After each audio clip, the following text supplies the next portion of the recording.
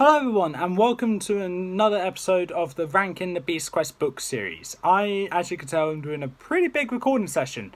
This is the fourth video I believe I recorded in order. Like, this isn't going to get uploaded in order of this recording session being uploaded. This will be the third one, but this is the fourth one because I did the Series 21 review second, and I should have done that last because I'm uploading that last. So after this entire series, you've got something to look forward to. But this is part two of the ranking the beasts from series 1 to 20. This is a slightly better batch, but still around. Yeah, none of them are really great in my opinion. They're just up to the last four in this episode. They're mediocre, but everything before that, to me, they're bad. Not god-awful, but just bad. And coming in first, well, after this anyway, the next, and probably the worst out of all of them, is Soara, the Stinging Spectre. A unique design. I loved its design. It disappointed me, though, because you only see it once.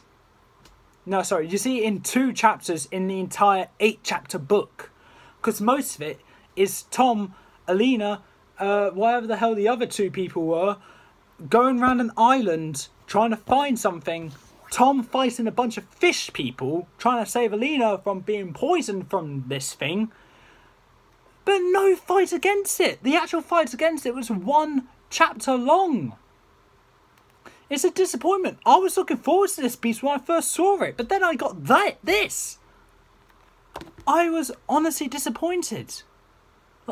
Oh my god, it actually really annoyed me.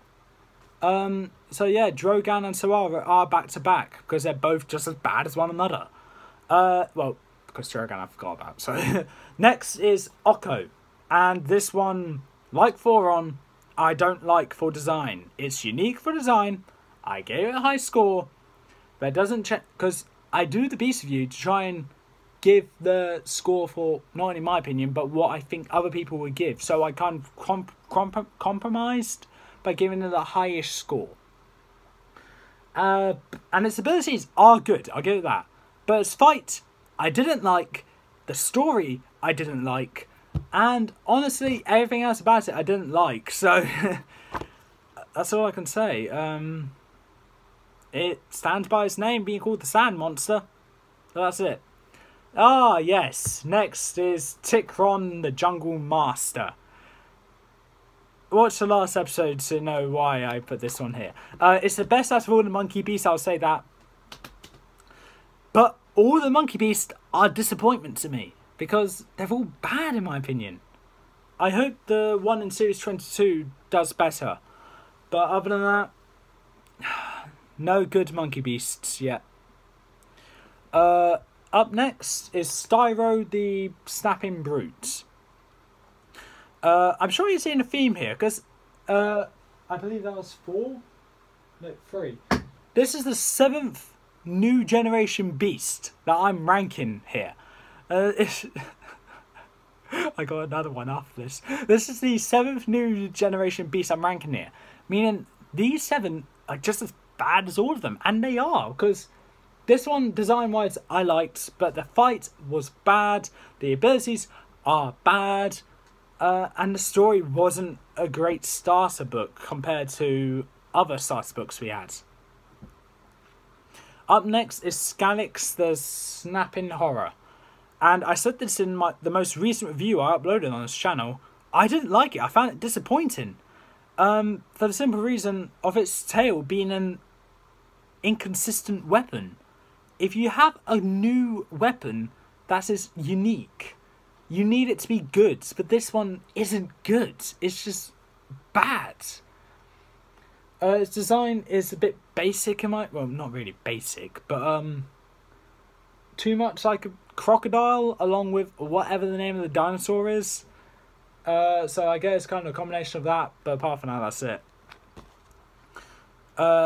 I'm sorry if I'm not really giving good opinions here, but I'm trying to get as many of these videos out as I can, because If you notice, I'm being a lot louder than usual because my parents aren't home, so I don't need to worry about disturbing them.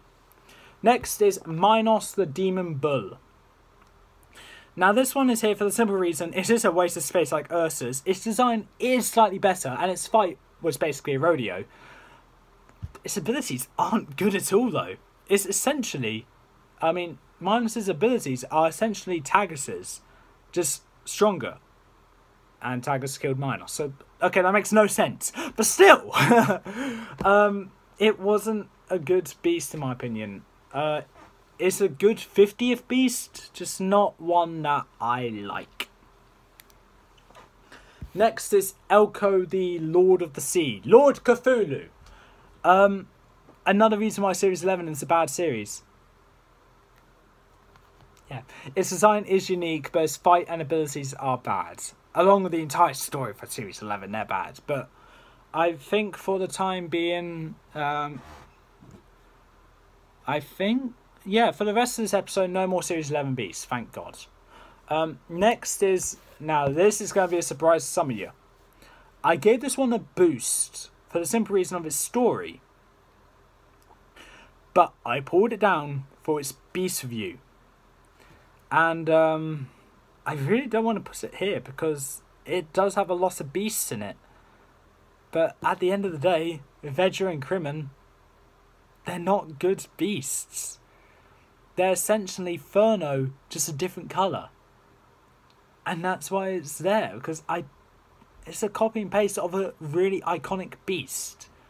And yeah, that's why it's there. And just to add on, the abilities, some unique because they communicate with each other by the glow in their stomachs, but that's it. The story was good, I'll give it that. The beast, terrible. And also, it showed Arthur with 2 eyes. What's wrong with that? He's a Cyclops. Moving on. Torno the Hurricane Dragon. Most forgettable dragon out of all of the dragon beasts, apart from Edgar and Crimin. Actually, no. Actually, yes. The most forgettable dragon beast out of all of them. Because it's essentially just a dragon that can control wind. So, it's a dragon with Hawkeye's ability. You just copied 2 really good beasts. Inferno and Hawkeye. Back off. Next is Bloodborne the Buried Doom. Now I'll go to the heavens above by saying this is a terrible finale to the series. And it is. Like, if I'm correct, of all the other beasts I've ranked, oh my god. This is the first finale beast I ranked here. And to have it in only the second part, it's an anticlimactic ending, which is, well, like I said, anticlimactic, so really bad. And I know it's not entirely Bloodborne's fault. The fight was good. Its ability is boring. And the entire story for all of Series 8 and then having it finalised here is what pulled it down a lot. It's not Bloodborne's fault. The beast is okay. The book isn't. Next is a beast that actually disappointed me. I had so much expectations for these beasts. I like these kinds of beasts. But at the end of the day, it's a copy of Hawkeye and a bunch of other beasts. Zoolock, the Winged Spirit.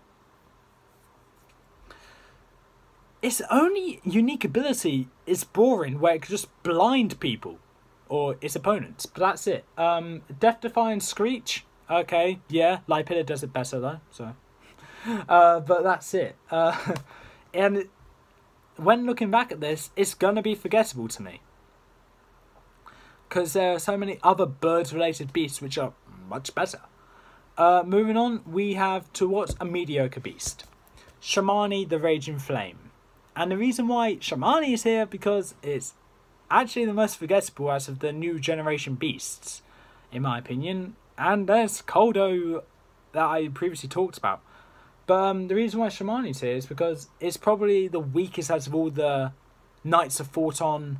Its design is a bit basic compared to all of them, and the fight was boring in my opinion. So that's why it's there. Next is, oh god, why did I put you above Shaman? Miura the Rat Monster.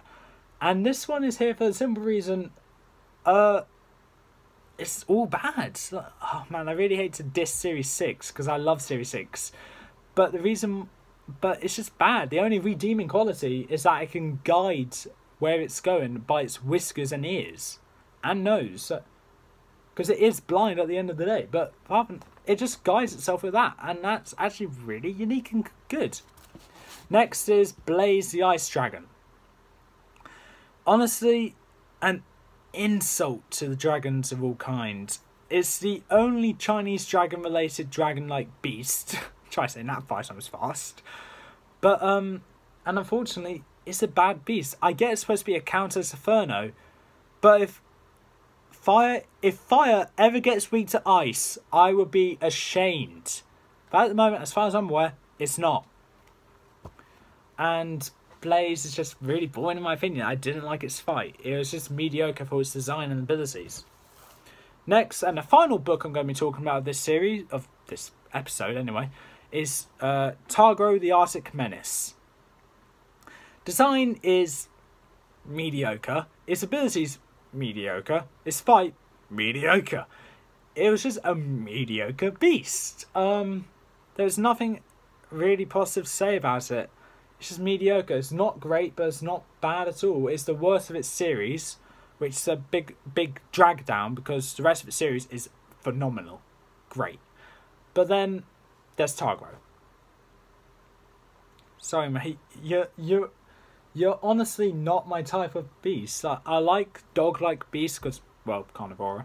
But then there's Targo. But if you're going to be based off one of my favourite kinds of beasts being dogs, it needs to be a good beast.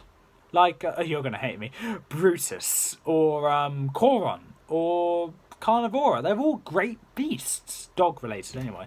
Well, technically for Carnivora, hyena, but I'm going to count it because I like Carnivora. I like dogs more than cats.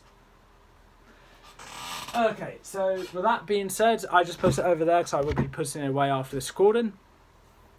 That is the second batch of beasts being done.